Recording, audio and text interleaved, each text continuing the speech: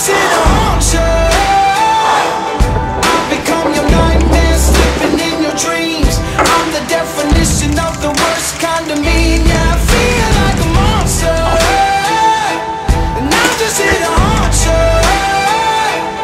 Feel like a... You don't believe in monsters, do you?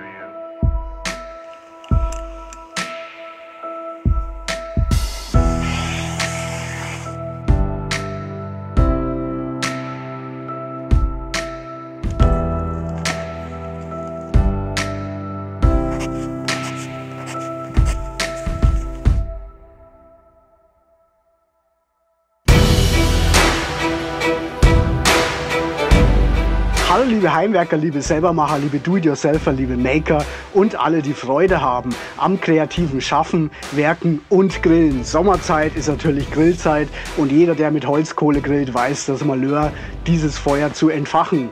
Wir haben die Lösung dafür, einen Monster Barbecue Blower, der hat schon eine lange Historie bei uns, viel Hirnschmalz dahinter. Jetzt geht's aber los. Wir wünschen euch viel Freude beim Video. Los geht's! Ja, liebe Zuschauer, wie immer erstmal eine Übersicht über die Materialien und Komponenten, die wir so brauchen für unseren Barbecue Blower. Fangen wir doch an mit den Hölzern, Patrick. Was haben wir denn da alles? Also hier haben wir mal 9 mm Multiplex, das brauchen wir fürs Gehäuse. Jawohl. Dann haben wir 6 mm Pappelsperrholz, das ist für den Rotor. Genau. Und hier das Interessanteste, das ist ein Biegesperrholz, 3 mm. Das brauchen wir fürs Gehäuse und für den Rotor. Hier kann man gut sehen, wie eng man das Sperrholz biegen kann. Also wesentlich enger wie normales Sperrholz. Wichtig ist darauf zu achten beim Bestellen, dass sich das wie ein Fass biegen lässt. Die Biegerichtung ist also wichtig und nicht hier wie ein Rohr.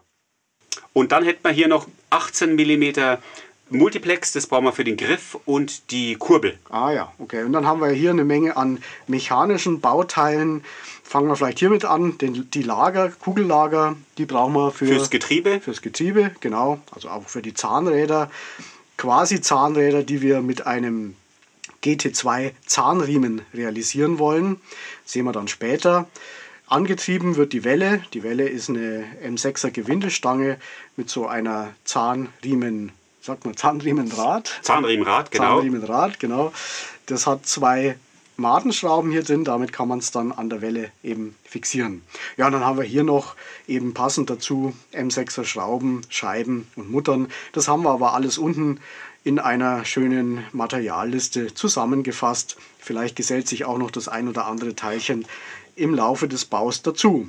Was haben wir hier noch? Eine 1 mm Teflonscheibe, die brauchen wir als Gleitlager. Gleitlager, genau. Auf dem läuft dann quasi das Getriebe. Ja, und hier haben wir noch, last but not least, ein Rohr. Irgendwo muss die Luft ja auch rauskommen.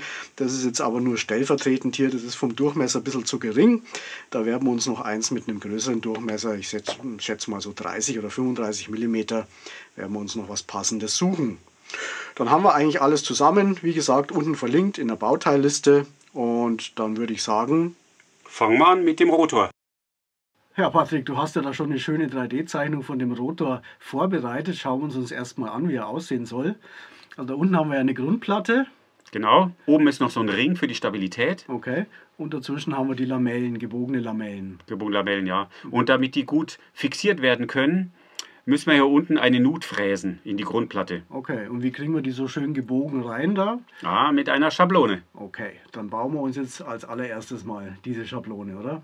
Sehr gut.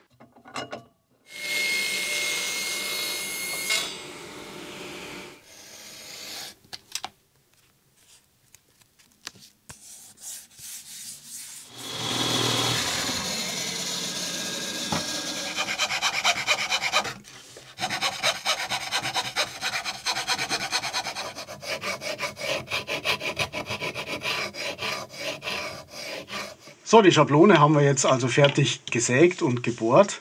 Und wir werden das Ganze ja mit der Oberfräse und einer Kopierhülse, 10 mm Kopierhülse, hier ist auch schon der 3er Schaftfräser eingespannt, werden wir das Ganze ausfräsen und haben damit eben diese schöne Führung hier für unsere gebogene Form. Auf der Grundplatte selber brauchen wir insgesamt 8 Fräsungen. Die sind immer um 45 Grad versenkt. Und damit haben wir hier einfach einen 6er Dübel eingebracht und können das damit einfach schön mit der Markierung hier entsprechend verschieben und dann einfräsen. Genau, dann schlagen wir zu. Schlag zu. Noch ein bisschen. Noch ein bisschen. Ist jetzt lang, muss man abschneiden. Ja. Wir haben jetzt hier noch eine kleine Bohrung eingebracht, und zwar in den Bereich, der später weggefräst wird. Ganz einfach, damit diese Schablone beim Fräsen gehalten wird und dass uns die nicht davon rutscht. Und da schrauben wir das jetzt einfach fest. Genau. Und dann hält es bombenfest und wir können es ausfräsen.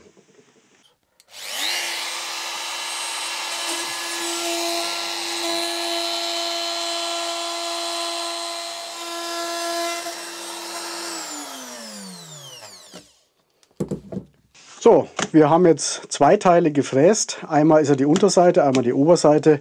Ganz wichtig dabei natürlich die Schablone umdrehen, also auf die andere Seite drehen, weil das Ganze ja spiegelverkehrt sein muss. Ja, diesen Arbeitsschritt, den hätten wir besser zuvor gemacht. Das ist jetzt natürlich ein bisschen schwierig, mit dem 6er Loch da drin noch einen Kreis zu zeichnen. Aber wir haben einfach einen Dübel reingesteckt mit einer kleinen Bohrung, dann geht es auch.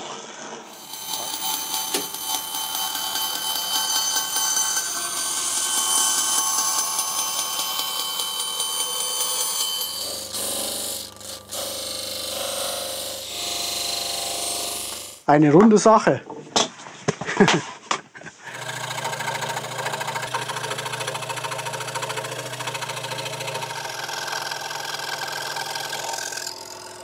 Nicht schön, aber selten.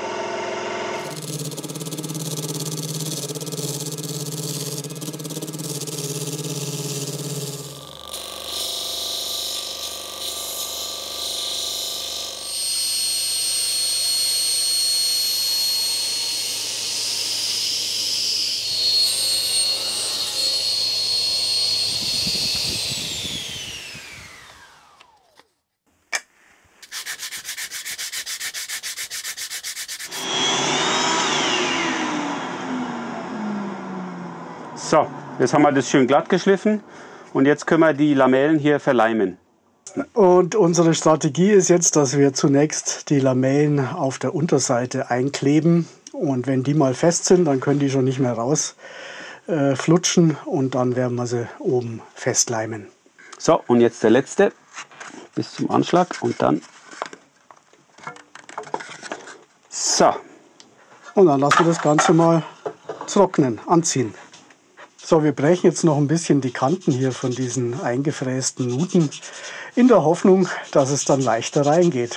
Wir haben dieses Reststück wieder genommen und haben das zunächst einmal hier mit einer runden Scheibe nochmal festgeschraubt hier mit der Schraube. Das heißt, das hält das Ganze jetzt zusammen und dann kommt der äußere Ring drauf. Da muss man ein bisschen probieren, an welcher Stelle der am besten passt. Den haben wir uns jetzt hier anmarkiert. Und dann werden wir das jetzt hier aufleimen. Und die nächste große Hürde ist dann das Innenstück. Wir haben es schon mal ausprobiert und ja, ich glaube, da kommt was auf uns zu, Patrick. Ja, aber das schaffen wir schon. Okay, wenn du das sagst, dann leimen wir das jetzt erst einmal fest. Gut. Aber ihr seht schon, das klappt so einigermaßen. Jetzt. Voilà. Ja, liebe Zuschauer, schaut einfacher aus, als es ist. Das hat uns ganz schön gefuchst, ehrlich gesagt, gell, Patrick? Ja, geschwitzt haben wir, dass wir das Teil hier, besonders das innere Teil, vernünftig drauf bekommen. Ja. Also da muss man etwas Geduld mitbringen, aber letztendlich geht's. Und es sieht gut aus und macht auch recht Wind. Meine Haare.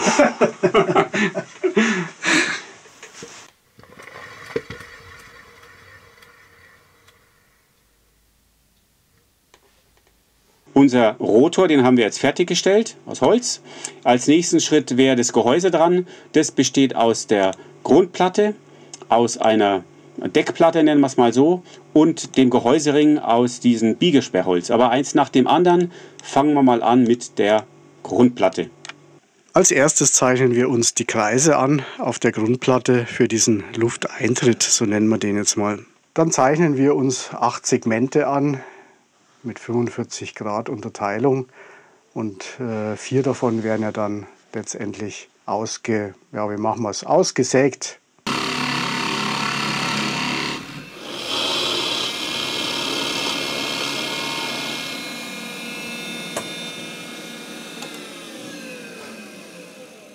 Ja, gut gegangen.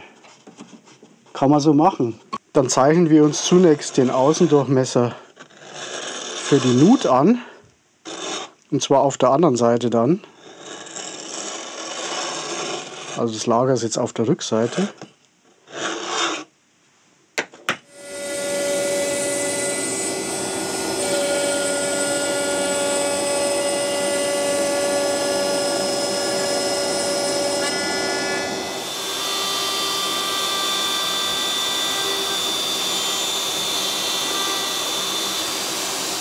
Wir haben es uns jetzt ein bisschen einfacher gemacht. Wir wollten ja ursprünglich hier diesen Bereich aussägen noch. Das war uns aber ein bisschen zu umständlich. Deswegen haben wir jetzt einfach hier mit dem Forstnerbohrer noch mal ein paar Löcher gesetzt mit dem 35er. Somit sind diese Ausfräsungen hier mehr so Design. Eine Designoptimierung.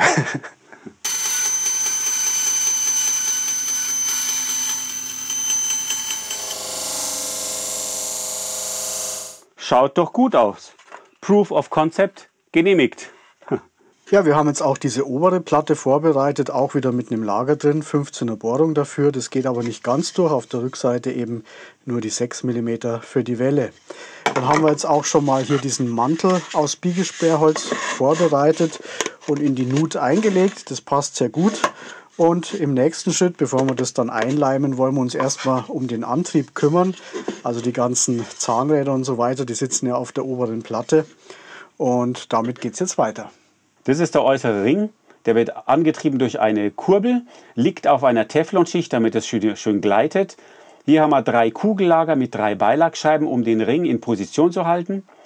Das wäre ein Zahner, das erste, für eine gute Übersetzung. Diese Achse hier ist direkt mit dieser Holzplatte verbunden und das ist die Zahnriemenscheibe, welche den Rotor direkt antreibt.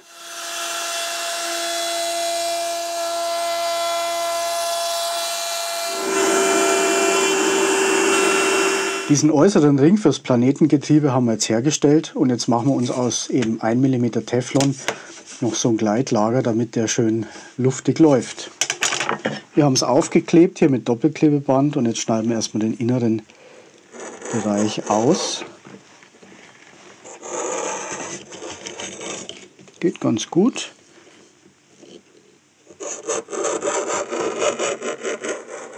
Und der äußere Ring noch.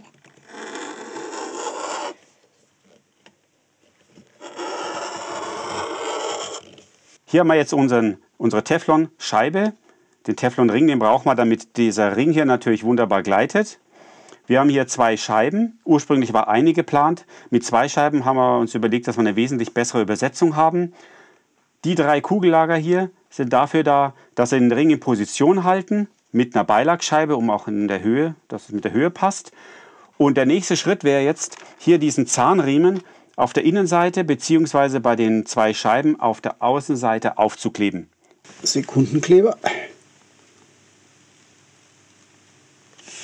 Und pressen.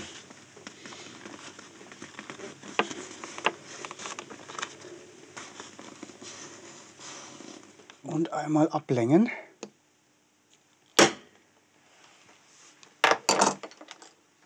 Perfekt. Also auf der anderen Seite.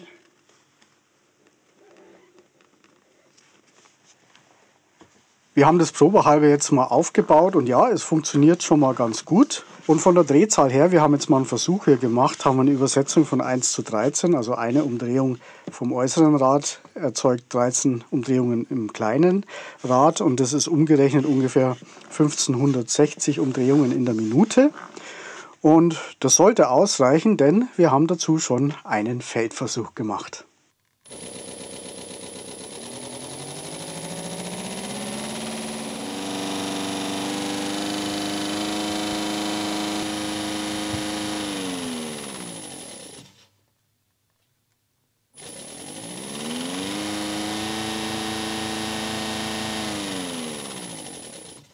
Um die Abdeckplatte in diesem Mantel hier zu befestigen, verwenden wir diese Gewindeeinsätze. Die kommen dann hier rein.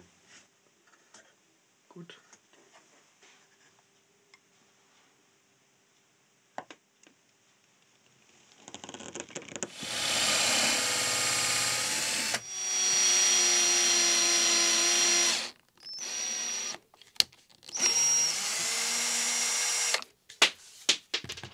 Wir haben uns jetzt hier so ein Sanitärrohr besorgt und das ist schön verchromt, unser Blasrohr sozusagen.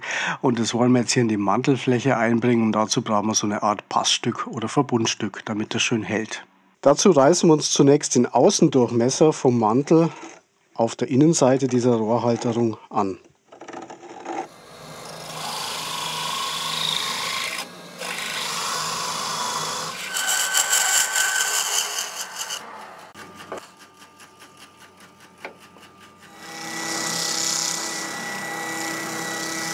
Wir haben das jetzt überall schön geschliffen und haben jetzt auch hier noch eine kleine Aussparung reingebohrt mit dem Forsterbohrer, damit der Rand hier reingeht. Und dann wird das Ganze hier später angeleimt. Wir zeichnen uns jetzt hier die Form für den Haltegriff an. Wir haben das zunächst mal auf Papier gezeichnet und dann eben mit Löchern übertragen. Das muss jetzt nicht so super genau sein, weil das wird ja eh noch alles schön geschliffen dann.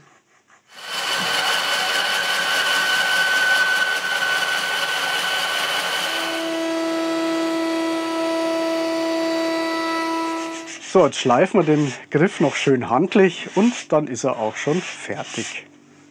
Jetzt fehlt uns noch die Kurbel und die werden wir an der Drechselbank herstellen.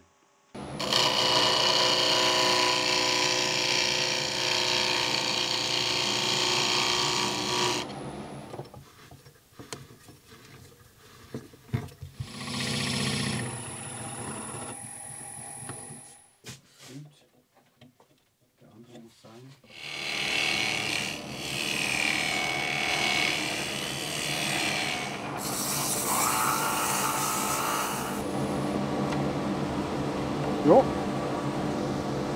hat man gut in der Hand. Wir haben noch so einen Ring angefertigt, der kommt auf die Oberseite des Mantels, aus Stabilitätsgründen, aber auch ein bisschen für die Optik. Patrick schmiert schon mal einen Leim in die Nut und dann leimen wir den gleich auf.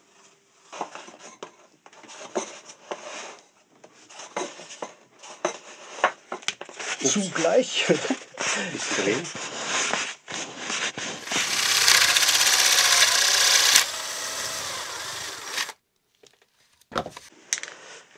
Und der Lauf ist auch schon drauf.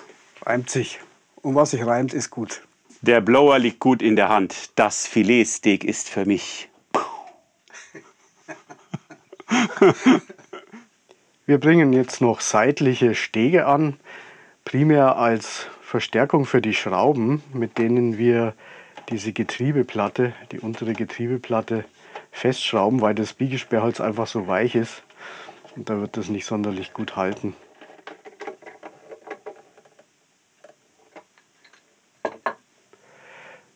Für unsere Handkurbel zum Antrieb leimen wir uns jetzt noch so eine Verstärkung aus Hartholz auf, weil dieses Pappelsperrholz doch sehr dünn und labil ist, damit das Ganze einfach ein bisschen besseren Halt hat.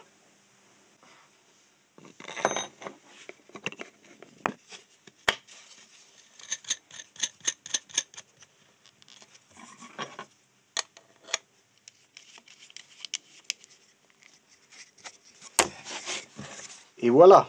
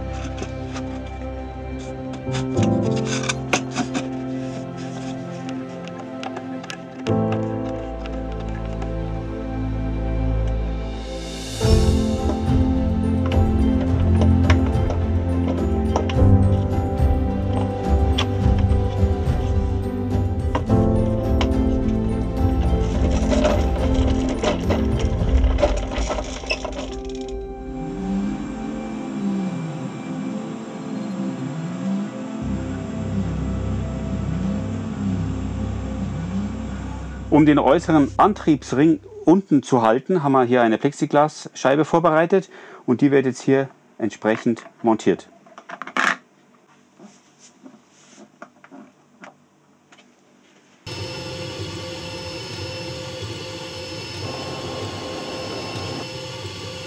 Natürlich ein schönes Namensschild, Barbecue Blower Version 1.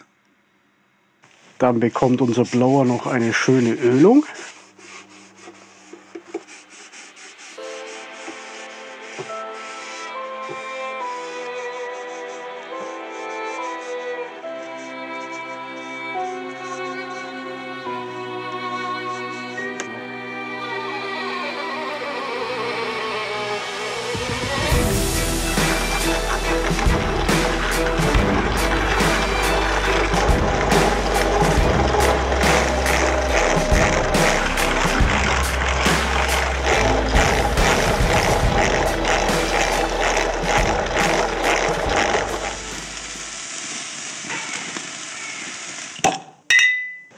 Ja, liebe Zuschauer, dann bedanken wir uns recht herzlich für eure Zeit. Schön, dass ihr mit dabei wart. Wir hoffen, dass euch das Video Freude bereitet hat. Uns hat es auf jeden Fall Spaß gemacht, oder Patrick? Ja, ein Riesenspaß, diesen Barbecue Monster Blower zu bauen. Und auch das Filmen war recht lustig, Ja. die Anfangsszenen. Wie dem auch sei, ein Wohl auf euch. Schön, dass ihr mit dabei wart. Dankeschön. Prost. Dann bleibt uns nicht mehr als zu sagen, Servus, euer Markus. Und der Patrick. Feel like a monster, and I'm just here to haunt you. I've become your nightmare, sleeping in your dreams. I'm the definition of the worst kind of mean. Yeah, I feel like a monster, and I'm just here to haunt you. I've become your nightmare, sleeping in your dreams. I'm the definition of the worst kind of mean. Yeah, I feel like a You don't believe in monsters, do you? Of course not. I do.